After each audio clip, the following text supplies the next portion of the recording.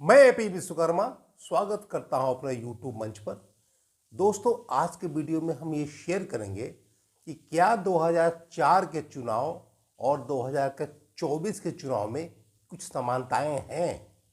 देखने में तो ऐसा ही लगता है।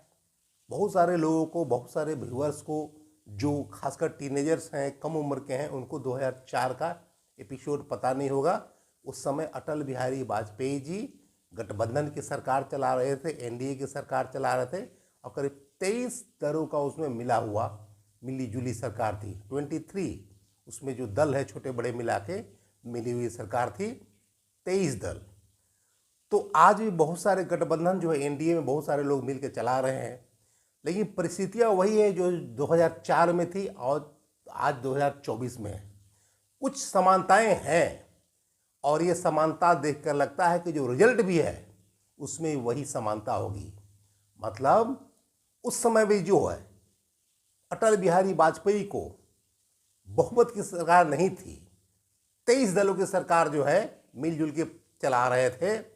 लेकिन जिस तरह से 2004 में के चुनाव में अटल जी को एक भगवान की अवतार के रूप में प्रेजेंट किया जा रहा था, ऐसा बीजेपी वाले प्रचार कर रहे थे। उनका मीडिया तंत्र, उनका प्रचार तंत्र इतना स्ट्रॉन्ग था, जैसे लगा कि भारत में राम राज आ गया, यहाँ की सारी गरीबी, बेरोजगारी, भुखमरी सब मिट गई और सब आदमी लगता है कि राम राज आ गया।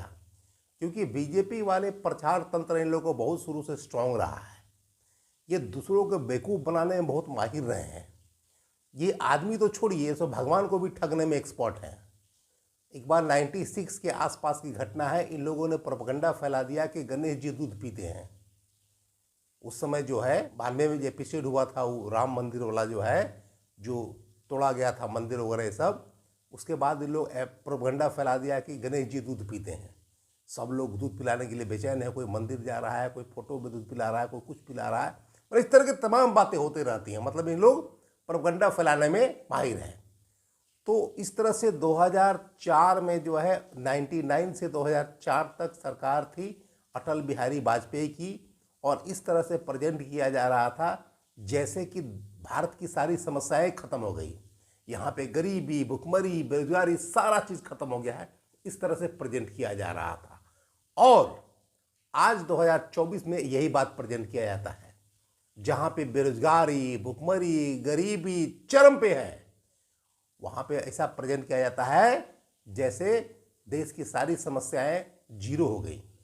यहाँ कुछ नहीं है, न करप्शन है, न गरीबी है, न बेरोजगारी है, न भुखमरी है, न कुछ है, ऐसा प्रेजेंट किया जाता है। ये सब मीडिया तंत्र का कमाल है, ये सब गोदी मीडिया का कमाल है। और देश की जो मूल समस्याएं हैं उसको भटकाने में लोग माहिर है, एक्सपर्ट हैं। तो 2004 में क्या हुआ था, अटल जी की करीब करीब 23 दलों की मिली जुली सरकार थी, और अटल बिहारी वाजपेयी के जो उस समय जो डिप्टी प्राइम मिनिस्टर थे अडवाणी जी, लाल कृष्ण अडवाणी, वो पूरे हिंदुस्तान में घूम घूम कर ऐसा प्रचार कर रहे थे जैसे लगता है कि देश की जनता 543 सीट उन्हीं को देने जा रही है। और ऐसा प्रचार में कर रहे थे कि जिस देश की जनता को बीजेपी को पसंद नहीं करते हैं, अगर वोट देना चाहते हैं तो कांग्रेस को दें, लेकिन बीच वाले किसी थर्ड फ्रंट को ना दें, बीच वाले तीसरी पार्टी को ना दें। मैंने उनको ऐसा ओवर कॉन्फिडेंस था कि सब 543 में, मैंने 543 में 543 जैसे बीजेपी को ही आ रहा है, इस तरह से प्रचार तंत्र में कर रहे थे वो, घूम घूम के पूरे देश में, कि कुछ लोग अगर चाहते हैं कांग्रेस को वोट देना है तो दें, लेकिन कृपा करके तीसरे पार्टी को वोट ना दें, या तो बीजेपी को दो या तो कांग्रेस को दें। इस तरह से प्रचार कर रहे थे। और उस समय अटल बिहारी वाजपेयी को जो है एक तरह से मैंने भगवान के रूप में, भगवान का अवतार के रूप में प्रेजेंट किया जा रहा था। असर क्या हुआ, 2004 के चुनाव में बीजेपी का हवा निकल गया, बुरी तरह से परास्त हुई, पराजय हुई, हार गई। उसके बाद 2004 ही नहीं, 2009 में भी गजब का शिकस्त मिली, पराजय हुई, हार हुई। मतलब जो गुब्बारा होता है ना, वो हवा का गुब्बारा बहुत देर तक नहीं टिकता है, वो हवा निकल ही जाता है। तो उस समय भी एक चेहरे का संकट था कि बीजेपी के सामने, अटल बिहारी वाजपेयी के सामने पीएम का चेहरा कौन है जो अटल बिहारी जैसे भगवान के अवतार को, ईश्वर के अवतार को टक्कर दे सकता है। उस समय भी यही बात था, लेकिन देश की जनता इतनी त्रस्त थी, इतनी नाखुश थी, इतनी परेशान थी, इतनी हताश थी कि सिर्फ जितना ही ज़्यादा प्रचार किए अटल बिहारी वाजपेयी और लाल कृष्ण आडवाणी, और उस समय इसके एक थे प्रमोद महाजन, जो मीडिया मैनेज के मास्टर थे, झूठ फैलाने के मास्टर थे, टील को ताड़ बनाने वाले मास्टर थे। तो उस समय एक नारा था, feel good shining India. Feel good माने सब आदमी बहुत फील गुड कर रहा है, आनंदित महसूस कर रहा है, इतना काम कर दिया देश में। काम कुछ नहीं, लेकिन एक नारा दे रहे थे, फील गुड शाइनिंग इंडिया, मतलब इंडिया चमक रहा है, उदय हो रहा है, सब कुछ चमक रहा है, महाशक्ति बन गया, इस तरह से प्रेजेंट कर रहे थे। फील गुड शाइनिंग इंडिया के नारे पे सवार है कि 2004 का चुनाव लड़ना चाह रहे थे, लेकिन हश्र बहुत बुरा हुआ, बुरी तरह से परास्त हुई। उस समय याद है, हम लोग रात भर बिजली नहीं रहती थी, रात भर जगे रहते थे गर्मी के कारण। इतनी गर्मी, प्रचंड गर्मी पड़ती थी, रात भर जगे रहते, बिजली की समस्या बहुत उस समय रहती थी। 2004 के आसपास रात भर सुबह जब उठते थे तो देखते थे वाजपेयी जी का बड़े बड़े फ्रंट पे, पूरे फ्रंट पे पेपर में प्रचार, माने feel good shining India, feel good shining India, और चतुर्भुज योजना, फलना योजना, ढेकना योजना, झूठ झूठ का प्रचार जो है, प्रचार तंत्र में माहिर थे इन लोग। तो आज वही हाल है 2024 में। काम कुछ नहीं हुआ, सारी नौकरियां वो ख़त्म कर दी गई। जो सबसे बड़ा एम्प्लॉयर था हमारे देश का, सेना, वहाँ पे सेना के जवानों को कॉन्ट्रैक्ट पर नौकरी कर दिया गया, और 4 साल में सेना का जवान रिटायर हो जाएंगे। माने 18 साल का लड़का ज्वाइन करके 22 साल का रिटायरमेंट ले लेगा, और उसको कुछ नहीं मिलने जा रहा है, पेंशन वगैरह कुछ नहीं मिलने जा रहा है, वो पूरी जिंदगी भटक भटक के गुजारेगा। और जो ये विधायक है, एमपी है, मंत्री हैं, बीजेपी वाले हैं, वो एक भी दिन के अगर बन गए विधायक, मंत्री, ये पूरी ज़िंदगी ऐश करेंगे, आराम करेंगे, मौज करेंगे, मस्ती करेंगे, अपना सिक्योरिटी लेकर के, और हाई फाई घर में, बड़े बड़े सुंदर महल में रहेंगे। और हमारे देश का नौजवान युवा जो है, वो 22 साल में रिटायरमेंट होकर घर में बैठेगा। और महंगाई का हाल क्या है? 350 का सिलेंडर जो है आज 1200 से ऊपर चला गया। हर चीज़ महंगाई के में त्रस्त है, बेरोजगारी है, भुखमरी है, दलित पर जुल्म है, तमाम समस्याएं हैं, और इनका सारा का सारा वादा जो है हवाई है, जुमलेबाज है। क्या हुआ? हर खाते में 15 लाख आएगा। 2014 में इन लोगों का वादा था। किसके खाते में 15 लाख गया?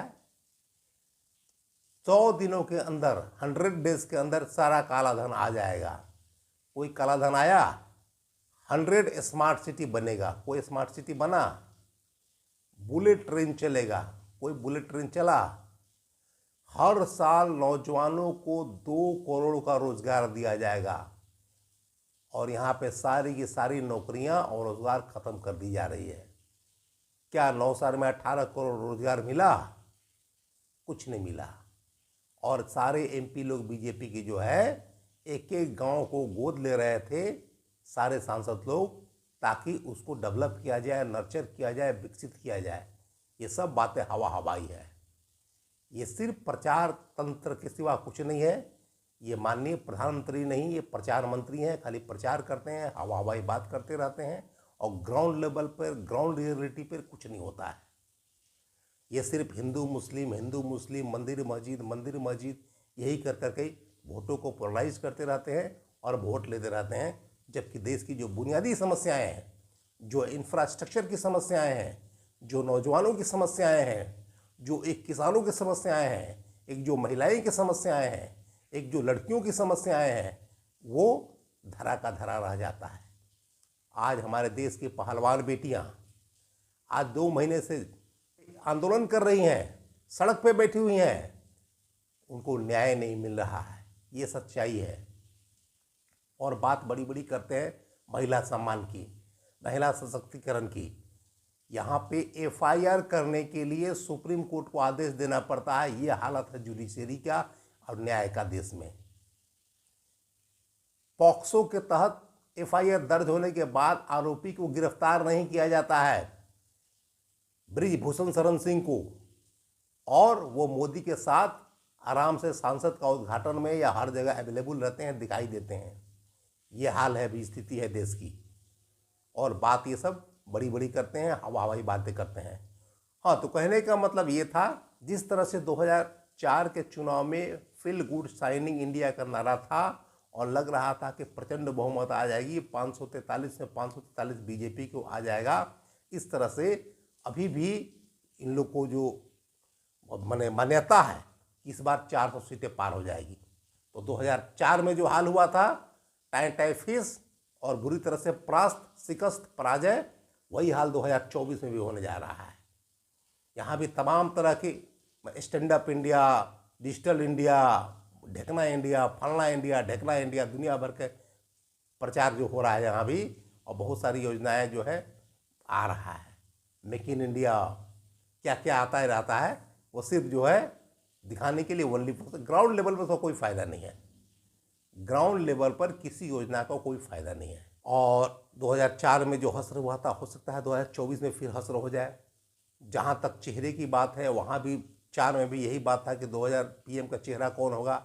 आज भी 2024 में वही बात है कि पीएम का चेहरा कौन होगा, कौन देगा शिकस्त। लेकिन उस समय जो है, जो कुछ नेता हैं विरोधी दल के, लालू प्रसाद यादव, हरकिशन सिंह सुरजीत, सीताराम येचुरी, सोनिया गांधी और तमाम तरह के जो विरोधी दल के नेता थे, उस समय मिलके उन लोगों ने शिकस्त देने के लिए बीजेपी को सोचा था और शिकस्त दिया। यही हाल है। आज विपक्षी एकता हो रही है, क्योंकि इन लोग के एजेंडा से लोग उब चुके हैं, परेशान हो चुके हैं, त्रस्त हो चुके हैं। तो आप ध्यान रखिए, जान लीजिए, जो 2004 की समस्याएं हैं, जो 4 में हुआ था हाल, अभी 2024 में बीजेपी का होगा, इसमें कहीं कोई डाउट नहीं है। और उस समय भी 6 महीना पहले लोकसभा भंग करके चुनाव करा दिया गया था, मतलब 5 साल के बदला 4.5 साल में ही चुनाव हो गया था। और इस समय भी चर्चा चल रही है कि हो सकता है कि 6 महीना पहले, जो मई महीना में चुनाव मतलब गठन होना है लोकसभा का, हो सकता है कि 6 महीना पहले ही चुनाव हो जाए। तो ये बहुत सारी समानताएं हैं और रिजल्ट भी उसी तरह को मिलने के चांसेस हैं। हो सकता है कि इस बार बीजेपी भी हार जाए, बीजेपी को पराजय हो, बीजेपी की शिकस्त हो, क्योंकि हालात 2004 और 24 में लगभग समान रूप से हैं। 4 में यही अंतर था कि वहाँ पर 23 दलों की मिलीजुली सरकार थी और यहाँ भी मिलीजुली सरकार है, लेकिन यहाँ पर बीजेपी का 303 सीट अकेले है, प्रचंड बहुमत में है। देखिए आगे होता है क्या। अगर वीडियो अच्छा लगा तो लाइक करें, शेयर करें, चैनल को सब्सक्राइब करें। तो आज के वीडियो में इतना ही, मिलते हैं अगले वीडियो में, तब तक के लिए thanks for watching this video.